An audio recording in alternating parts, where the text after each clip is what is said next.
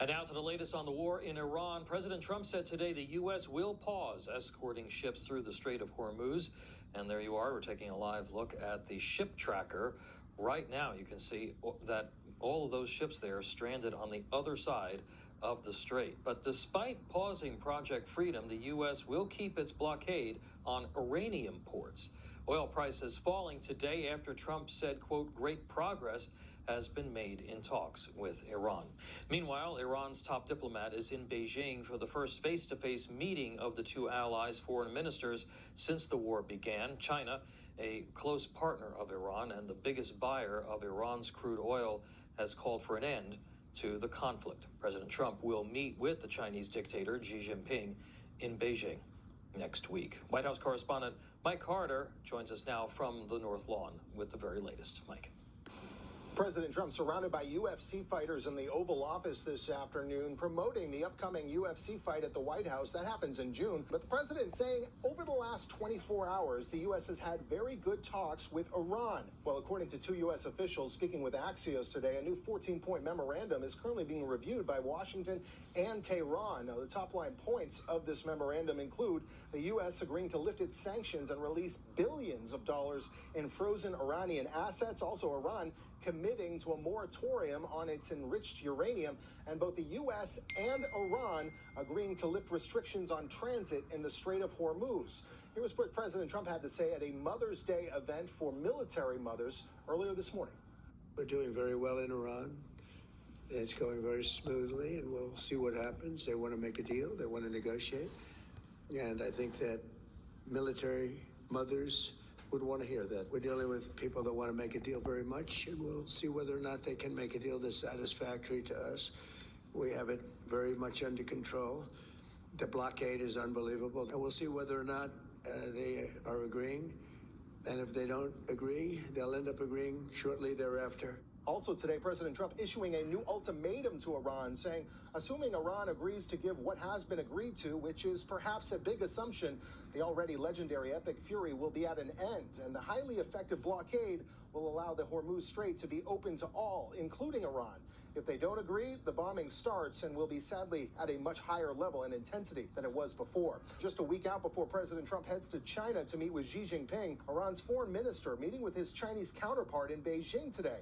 Iran's foreign minister Abbas Araqi saying today that Iran appreciates a 4-point proposal put forward by China to uphold and promote regional peace and stability. Meanwhile, Israel's Prime Minister Benjamin Netanyahu says he'll be speaking with President Trump today and that the two men are pretty much in touch on a daily basis. Netanyahu saying today, we are prepared for every scenario, and that is the instruction I have given to both the IDF and our security agencies. At the White House, for Newsmax, I'm Mike Carter.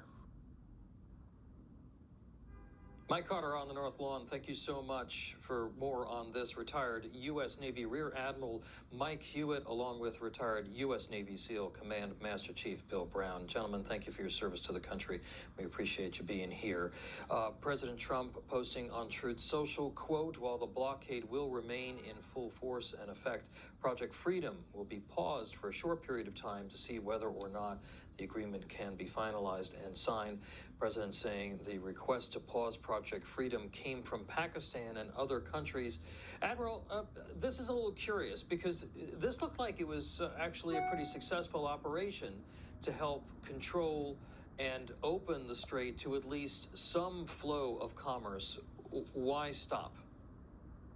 Well, I think putting in perspective, Epic Fury has really met its objectives. Economic Fury, which is the blockade, along with the sanctions and other measures to put economic pressure on the Iranians, continues.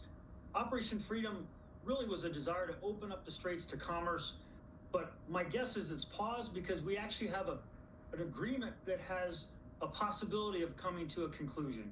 And I think the president is recognizing that, and he's giving the Iranians a chance to respond to that 14-point plan. So the pause on Operation Freedom is really a chance to see if we have a deal in the works or not. Master Chief, the President and the Secretary of State continue to sound pretty upbeat about these talks.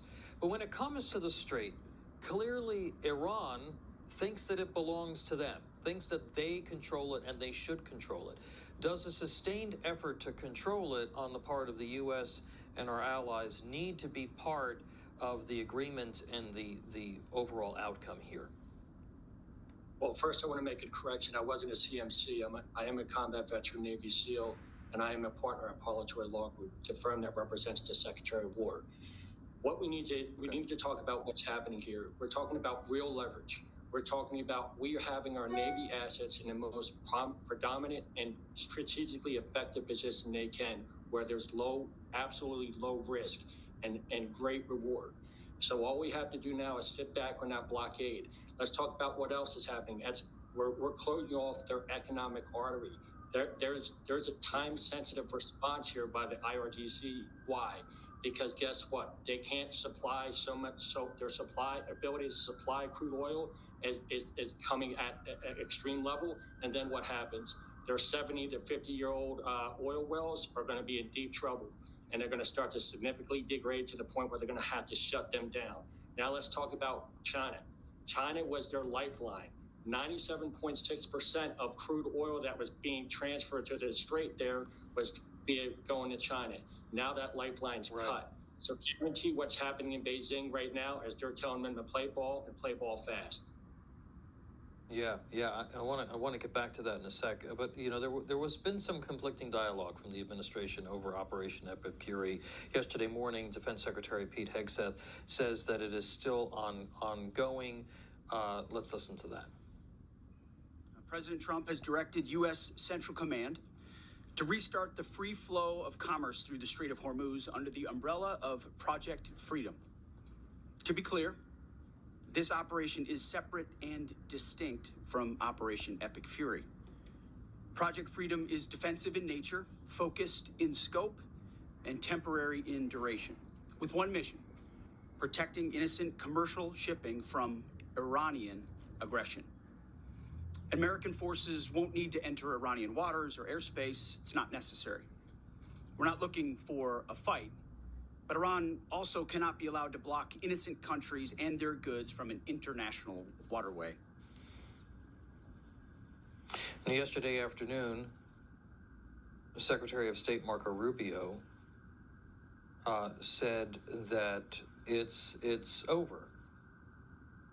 Operation Epic Fury is concluded. We achieved the objectives of that operation. I'm not going to, we're not cheering for an additional situation to occur. We would prefer the path of peace. Admiral, where do you think we really are in all of this? Because we are not, the major military operation or major combat operations have been paused, but there seems to be a little bit of mixed messaging there. Where do you think we really are? I see no daylight between what the Secretary said and what the Secretary of War said. Epic Fury, as a military campaign to eliminate their ability to project power, fund the proxy networks, and have a nuclear weapons program, has been successful. Economic Fury, as Bill mentioned, is putting a chokehold on the Iranians, which is bringing them to the negotiation table. Operation Freedom, as the Secretary of War outlined, was a defensive measure. There would be no shots fired unless fired upon. So I see that those three campaigns are in alignment with each other. The real interesting thing is what Pakistan said to the White House, which is, if you could pause on Operation Freedom, we think we have a deal that could be negotiated. And I think the White House smartly took that guidance and really has paused on Operation Freedom. We'll know in the next 48 hours if we have a deal in the works or not.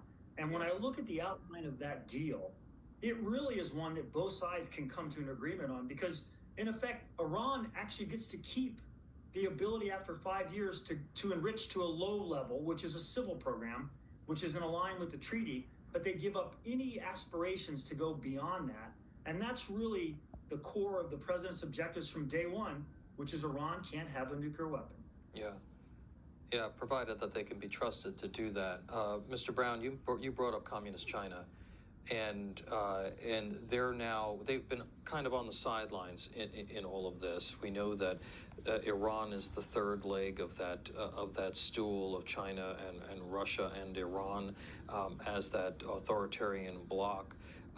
Talk to us about what you think China is conveying to the Iranians right now about this conflict with the U.S. and the West. I think China's saying, hey, we were buying 1.38 million barrels per day at $60 per barrel. That's the cheapest major crude on the planet. We want that to get back to business. And right now, that's not happening. China's got a huge supply demand that they need to answer to. And right now, they're losing a lot of money because the crude oil they're getting from Russia and from Saudi Arabia is a lot more expensive. They also have bigger problems. Their refineries are built for Iranian crude oil. Guess what? If there's an issue with the Iranian wells, now they're going to have a lot of restructuring in those refineries. That's going to cost them a serious amount of money. And so China's putting a lot, I imagine Beijing right now is putting a lot of leverage on them to get this deal in the works. Yeah, and certainly President Trump walks into that meeting, I think, next week with a lot more leverage than his predecessor did the last time that he met with Xi Jinping. Admiral Hewitt and former Navy SEAL Bill Brown, thank you so much, gentlemen, for being with us and for your service to the country. Newsmax had some big news today. We